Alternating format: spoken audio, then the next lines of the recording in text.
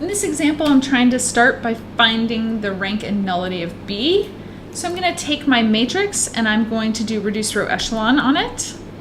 I have already used technology to do that, so I'm just going to drag that over here. So if we're looking for our rank and our nullity, we're looking at our column space, and I see 3 columns that have my leading ones. So I can say that the rank of B is equal to 3. I know that my n value is 4. I've got 4 columns. So that tells me that my nullity of B must be equal to 1. I want to find a basis for the row space and extend this to a basis for R4 and a basis for my null space. Well, I'm going to start with the null space since I've already got this. If I'm going to set this equal to 0, I can see that X1 would have to be 0. I see that X3 has to be 0. I see that X2 is equal to X4. So that means that if I set up my null space, my vector X would be equal to 0, 1, 0, 1 for some constant t. So I knew that my null space had 1 vector, and here's the basis for my null space. So the null space of B is spanned by the vector 0, 1, 0, 1. All right, let's come back to the basis for the row space and extend this to a basis for R4. So for our row space, we've got these 3 rows that we're looking at.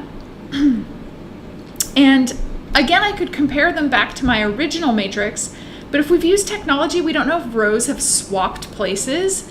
So we're going to use the rows from our reduced row echelon to form our basis for the row space. So right now, our row space is the vectors 1, 0, 0, 0, 0, 1, 0, negative 1, and 0, 0, 1, 0. So if I want to form a basis for R4, then I want to look at all of my values in R4 and try to get them from my different vectors. Well, we also know that the most basic of the basis for R4 would have our basic unit vectors. We already see E1 and E3, so we want to try E2, and we want to know if adding this in, we have linearly independent vectors. Linearly independent vectors. So we could make a matrix 1, 0, 0, 0, 0, 1, 0, negative 1, 0, 0, 1, 0. And if I put in 0, 1, 0, 0, I want to see if I set this, if I make this times x1 to x4 equal to 0, so set up the homogeneous equation, if I end up with only the trivial solution, well, I can reduce row echelon this as well, and I do end up with only the trivial solution, because when I take this row and subtract this one, I end up with all of my basic unit vectors. So these vectors, with the addition of E2, span R4. So my basis